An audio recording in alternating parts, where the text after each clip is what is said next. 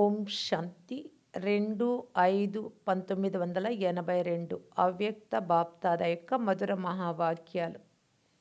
విశేష జీవిత కథను తయారు చేసుకునేటందుకు ఆధారం సదా ఎగిరే కళలో ఉండాలి. అవ్యక్త బాప్దాద శ్రేష్ఠ ఆత్మలతో మాట్లాడుతూ ఉన్నారు. బాప్దాద ప్రతి పిల్లవాని యొక్క జీవిత కథను చూస్తున్నారు. ప్రతి ఒక్కరి జీవిత కథలో ఏ అదృష్ట రేఖలు ఉన్నాయని చూస్తున్నారు. సదా ఏకరసంగా ఉన్నత వైపు వెళ్తున్నారా లేక ఎక్కుతూ దిగుతూ ఉన్నారా అనేది చూస్తున్నారు. ఈ విధంగా 2 రకాలైన రేఖలు అంటే జీవితం యొక్క లీల కనిపించింది. ఎక్కిన తర్వాత మరలా ఏదైనా కారణానికి వశమయ్యి దిగిపోయే కళలోకి వస్తే ఆ ప్రభావం కూడా మిమ్మల్ని ఆకర్షిస్తూ ఉంటుంది. చాలా సమయం యొక్క ఎగిరే కళ యొక్క ప్రభావం చాలా సమయం యొక్క ప్రాప్తిని ఇస్తుంది. సహజ యోగి జీవితం కలిగిన వారు సదా బాబాకు సమీపంగా మరియు బాబా తోడు యొక్క అనుభవం చేసుకుంటారు. సదా స్వయాన్ని సర్వశక్తులలో మాస్టర్గా భావించడం ద్వారా సహజంగా స్మృతి స్వరూపంగా అయిపోతారు.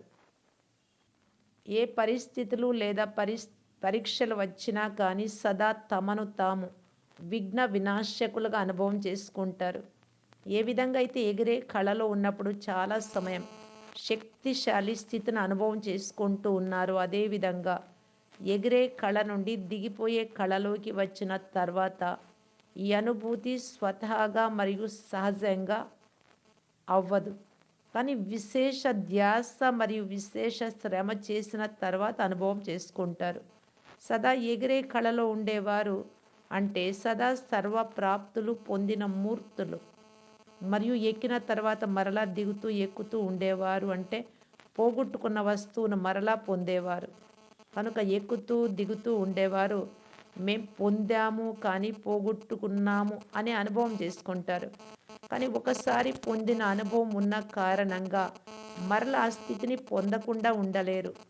అందువలననే మరలా విశేష ధ్యాస పెట్టడం ద్వారా తిరిగి అనుభూతిని పొందుతారు. కానీ సదాకాలికం మరియు సహజం యొక్క లిస్టులోకి రావటానికి బదులు 2వ నెంబర్ లిస్టులోకి వస్తారు. 3వ నంబర్ వారి జీవిత కథ ఏమిటి అనేది మీకు మీరే ఆలోచించుకోండి. అసలు 3వ నంబర్ తయారు కాకూడదు కదా. మీ యొక్క జీవిత కథను ఉన్నతి దిశగా మళ్లించుకునే విధంగా సర్వశక్తులతో సంపన్నంగా సదా ప్రాప్తి స్వరూపులుగా శ్రేష్టంగా తయారు చేసుకోండి. ఇప్పుడిప్పుడే పైకి వెళ్ళటం, ఇప్పుడిప్పుడే క్రిందికి రావటం, మరలా కొంచెం సమయం పైకి కొంచెం సమయం క్రిందికి ఈ విధంగా ఎక్కడం మరియు దిగడం యొక్క ఆటలో సదాకాలిక అధికారాన్ని వదలకూడదు. ఈరోజు బాప్దాద అందరి యొక్క జీవిత కథను చూస్తున్నారు. ఎగిరే కళలో ఉన్నవారు ఎంతమంది మరియు ఎవరు ఉన్నారు? స్వయానికి స్వయమైతే తెలుస్తుంది కదా. నేను ఏ లిస్టులో ఉన్నాను? దింపేసే పరిస్థితులు, పరీక్షలు అందరి ఎదురుగా వస్తాయి. పరీక్ష లేకుండా ఎవరు పాస్ కాలేరు. కానీ ఒకటి పరీక్షలో సాక్షి మరియు సాథీ స్థితి యొక్క స్మృతి ద్వారా ఫుల్ పాస్ అవ్వటం మరియు కష్టం మీద పాస్ అవ్వటం, ఈ రెండింటిలో తేడా వచ్చేస్తుంది. 2.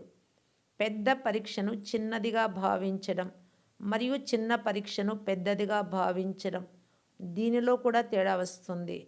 3. చిన్న విషయాన్ని ఎక్కువగా స్మరణ చేస్తూ మరియు వర్ణన చేస్తూ వాతావరణంలో వ్యాపింపజేస్తూ పెద్దదిగా చేస్తారు.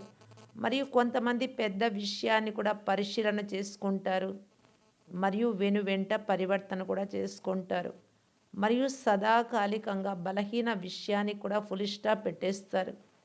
ఫుల్ స్టాప్ పెట్టడము అంటే భవిష్యత్తుకు ఫుల్ స్టాకు నింపుకోవడం అవుతుంది. ఇక ముందు ఫుల్ పాస్ అవ్వడానికి అధికారిగా అవుతారు. ఇలా చాలా సమయం ఎగిరే కళలో ఉంటే అదృష్టవంతులుగా అవుతున్నారు. కనుక జీవిత కథలో విశేషత ఏమి ఉంచుకోవాలో అర్థమైందా? దీని ద్వారా మీది విశేష జీవిత కథ అవుతుంది. కొంతమంది జీవిత చరిత్ర విశేష ప్రేరణ ఇస్తుంది, ఉత్సాహాన్ని పెంచుతుంది, ధైర్యాన్ని పెంచుతుంది, జీవన మార్గాన్ని స్పష్టంగా అనుభవం చేస్తుంది. అదేవిధంగా విశేషాత్మలైన మీ అందరి యొక్క జీవిత చరిత్ర అంటే ప్రతి కర్మ అనేక ఆత్మలకు ఈ విధమైన అనుభవం చేయించాలి. నిమిత్తాత్మలైన వీరు ఈ విధంగా చేయగలిగినప్పుడు మేము కూడా చేస్తాం, మేము కూడా ముందుకు వెళ్తాం, మరియు అందరినీ కూడా ముందుకు తీసుకెళ్తాం అనే మాట అందరి నోటి నుండి లేదా మనస్సు నుండి రావాలి. ఈ విధంగా ప్రేరణ యోగ్యమైన జీవిత కథను సదా తయారు చేసుకోండి. కనుక ఏం చేయాలో అర్థమైందా? మంచిది. ఈరోజు విశేషంగా డబల్ విదేశీయుల కలయిక రోజు. ఒకవైపు విదేశీయుల యొక్క కలయిక మరియు రెండవ వైపు చాలా సమీప పిల్లల యొక్క కలయిక, మధుబన్ నివాసుల కలయిక, ఇద్దరి యొక్క విశేష కలయిక జరుగుతుంది. మిగిలిన వారు చూడటానికి గ్యాలరీలోకి వస్తారు. కనుక బాప్దాదా వచ్చిన అంటే ఇప్పుడు వచ్చినటువంటి పిల్లలకు, అక్కడ మధుబన్కి వెళ్ళినటువంటి వారికి గౌరవం ఇస్తూ మురళి కూడా చెప్పారు. మంచిది. బాబాతో కలయిక జరుపుకొని బాబా ద్వారా లభించిన సారాన్ని సదా జీవితంలోకి తీసుకొచ్చే వారికి విశేషమైన ఇషారాలను, సైగలను తమ జీవితం యొక్క సదాకాలిక వరదానంగా భావించి వరదాన మూర్తులుగా అయ్యే పిల్లలకు వినటం అంటే తయారవ్వటం, కలుసుకోవడం అంటే సమానంగా అవ్వటం. ఈ స్లోగన్ సదా స్మృతి స్వరూపంలోకి తీసుకువచ్చే వారికి విన్నారు అంటే తయారు కావాలి, బాబాను కలిశారు అంటే సమానమైపోవాలి. స్నేహానికి రిటర్న్గా సదా నిర్విఘ్నంగా తయారు చేసుకునే సహయోగం ఇచ్చేవారికి సదా అనుభవీమూర్తిగా అయ్యి అందరిలో అనుభవాల యొక్క విశేషతను నింపేవారికి ఈ విధంగా సదా బాబా సమానంగా సమర్థంగా ఏ శ్రేష్టాత్మలకు బాప్ దాదా యొక్క ప్రియ స్మృతులు మరియు నమస్తే. ఓం శాంతి.